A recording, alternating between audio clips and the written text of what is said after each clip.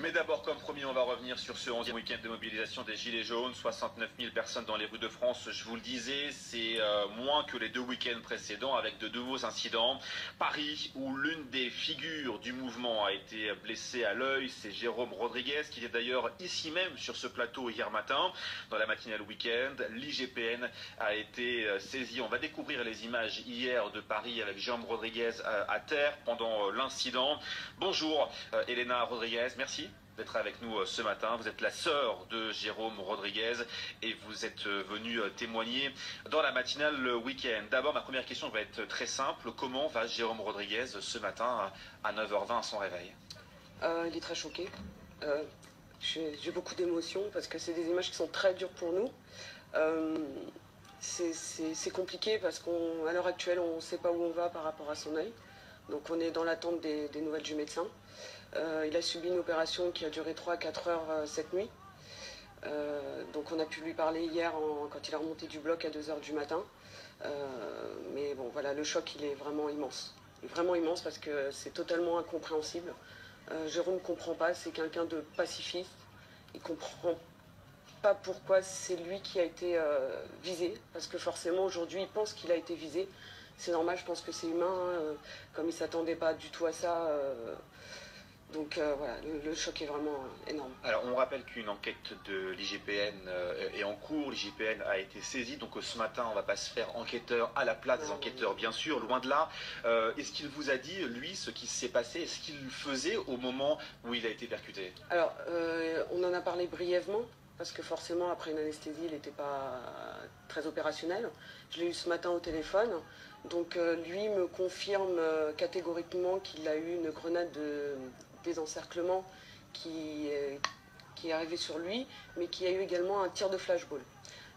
Ces tirs ont été confirmés par l'ensemble des vidéos. De toute façon, je pense que c'est clair.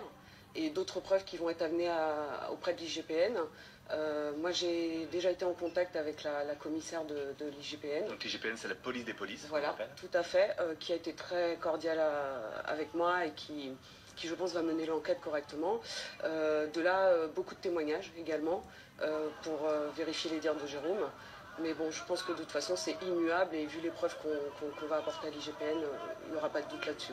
La suite, pour vous, c'est quoi aujourd'hui? La suite, concrètement, c'est d'avancer pour Jérôme. Vous le connaissez bien, il est venu régulièrement sur vos plateaux. Jérôme, il n'a pas eu une vie facile. Va falloir se relever de tout ça et essayer d'aller de l'avant. Essayer d'aller de l'avant pour lui. Je crois que vous êtes aussi gilet jaune, Elena Rodriguez. Vous êtes aussi investie dans ce mouvement qui dure depuis le 17 novembre dernier.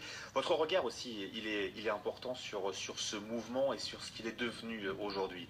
Est-ce que vous avez des craintes sur les violences que l'on voit tous les week-ends? Quel est votre ressenti en tant que sœur de Jérôme Rodriguez, mais aussi en tant que citoyenne française qui participe à ce mouvement?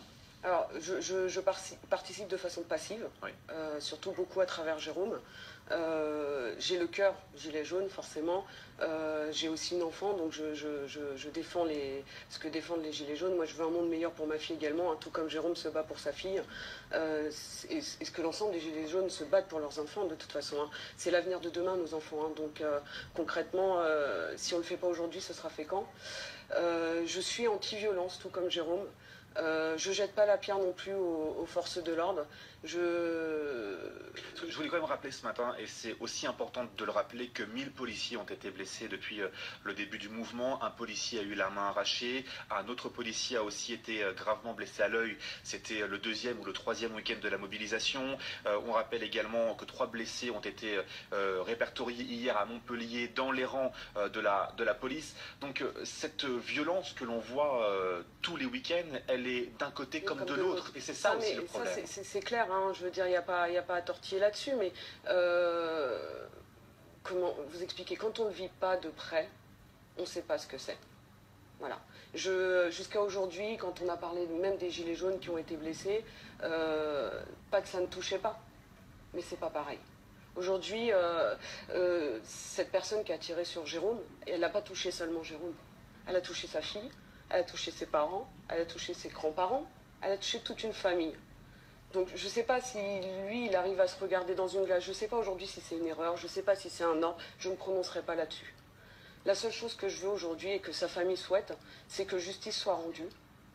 On ne va pas se autoproclamer quoi ou qu'est-ce ou anti-flic, c'est pas du tout le cas et c'est pas le but. On est aujourd'hui dans un, comme j'expliquais à Jérôme, il a pris des, il savait qu'il prenait un risque. Il n'y a pas de risque zéro dans ce genre d'engagement. Donc aujourd'hui, le risque qu'il a pris, il va falloir en assumer les conséquences. Mais il faut que tout le monde assume les conséquences. Jérôme va devoir assumer les siennes. Et les services de police, Monsieur Castagnère va devoir assumer les siennes également. C'est un homme en colère que vous avez rencontré, Jérôme, ce matin à son réveil? Oui, c'est un homme en colère, mais très attristé surtout. Très, très attristé. Très, très, très. C'est le plus dur.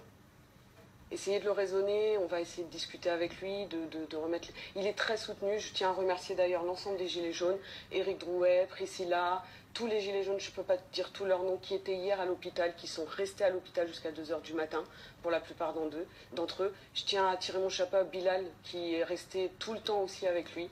Et vraiment, quand on dit que les Gilets jaunes, c'est une grande famille, je peux qu'acquiescer à ça. Vous avez un discours apaisé, Elena, et il nous reste quelques minutes. Je voulais peut-être que vous vous adressiez justement à ces gilets jaunes qui vous regardent ce matin, mais aussi à ces policiers qui vous regardent peut-être, et à celles et ceux qui sont aussi engagés sur le terrain depuis maintenant plusieurs semaines. Votre message en tant que sœur et de femme, mais votre message apaisé ce matin. Le message que j'aurai pour les Gilets jaunes, c'est de ne rien lâcher. Ne rien lâcher. Ce qui s'est passé hier les a soudés encore plus. Aller de l'avant. Rester dans le respect de la loi. Respecter aussi les policiers. Ils font leur métier. Ils ont aussi une famille. Je dis toujours, dans un groupe, il y a toujours des brebis galeuses. Hier, Jérôme, il est tombé sur une brebis galeuse. Malheureusement, c'est comme ça. On n'y peut rien, mais chacun fait son travail. C'est le discours que j'ai toujours tenu à Jérôme. Il faut aussi comprendre, et d'ailleurs, moi je trouve qu'il l'a très bien appliqué sur le terrain, parce que souvent on voit Jérôme sur des vidéos aller de l'avant vers les CRS, discuter avec les CRS. Jérôme a toujours été pacifique, et je resterai sur cette ligne de conduite. Elena Rodriguez, sœur de Jérôme Rodriguez, merci à vous Merci pour votre...